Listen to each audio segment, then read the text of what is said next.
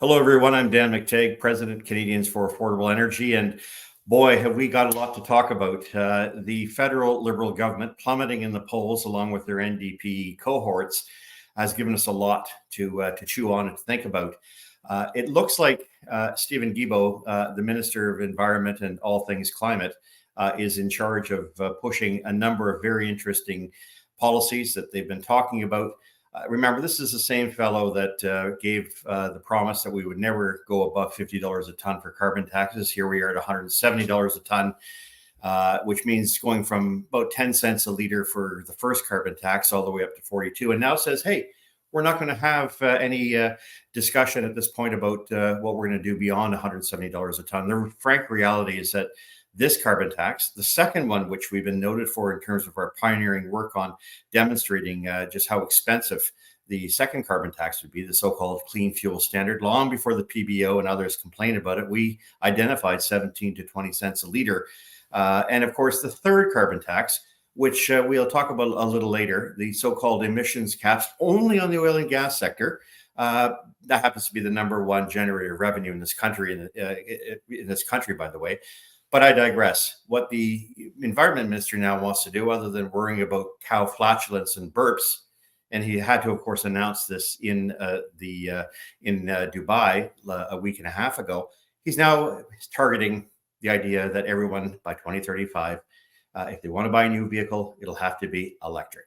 Now, all of these things are very interesting, and rather than trying to parse them in a sophisticated way, I'm simply going to say this is something that he has been looking for a long time.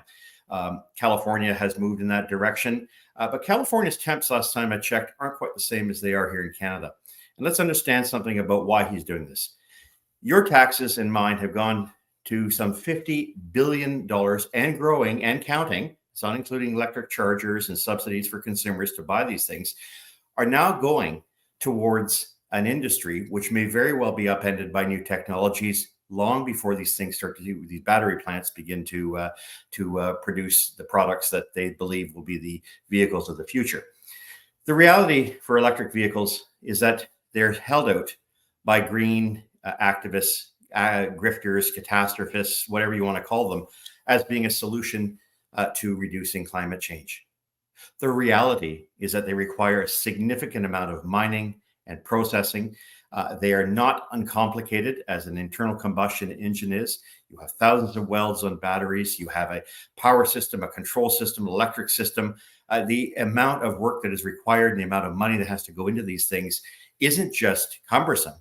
It is that the minerals and materials required all have to come from countries with rather shady and checkered records, not just on environment. I'm thinking here, of course, of China, which will produce all of the rare earth minerals and materials that you need using coal. But I'm thinking here, of course, of the young children who have to mine cobalt by hand. I mean, these are things and realities I think that most people understand, except those who want to ride around and say it's a great ride, it's a wonderful, and I believe it is.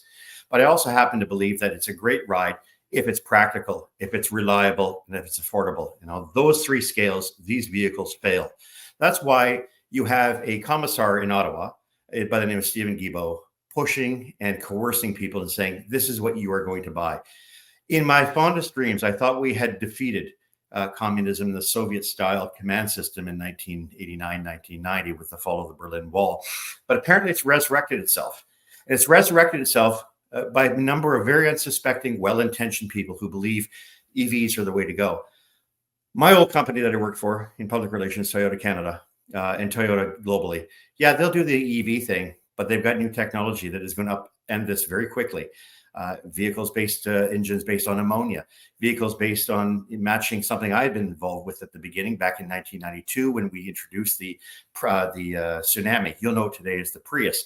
That's using hybrid technology to its maximum to ensure that there's efficiency in delivery and that the vehicles wind up with a lot less in the way of any types of emissions. And when I talk emissions, I'm not talking about CO2, which is what the Liberals like to talk about. Stephen Guilbeault only wants to talk about one particular emission, it's CO2, which happens to be an inert gas that in fact is a life giver, not a life taker.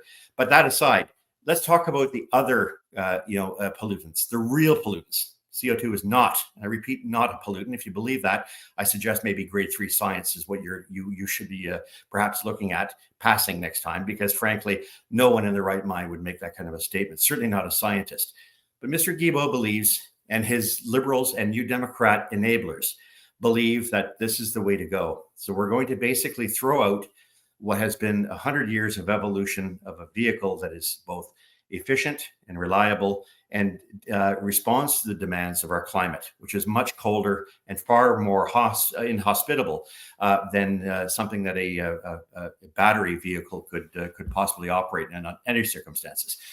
Look, if you think EVs are great in a country like Canada where we're heading into colder weather, look at my phone.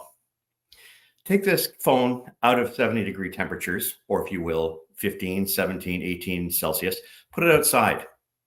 See how long it lasts in minus 15, minus 20. The same application applies.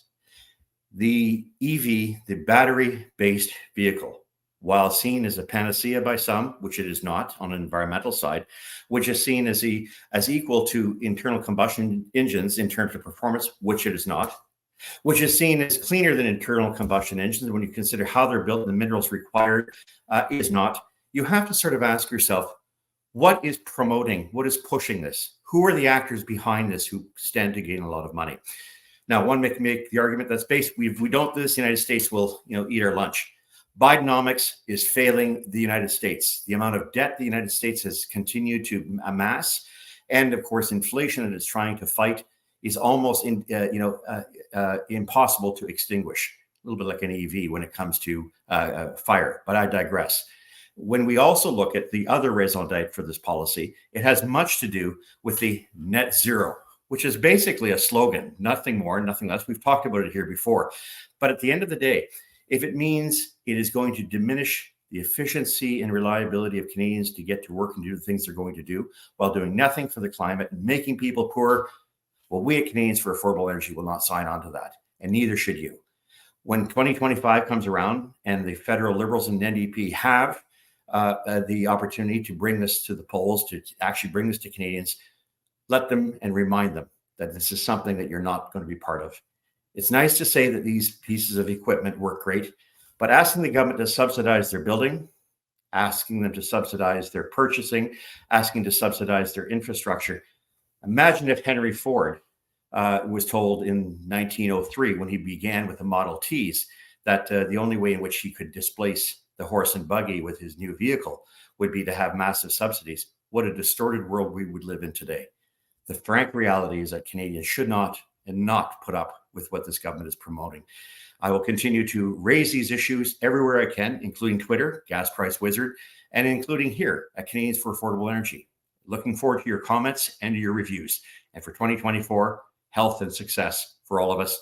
And let's ensure that we have a balanced policy in this country that puts Canadians in affordability first.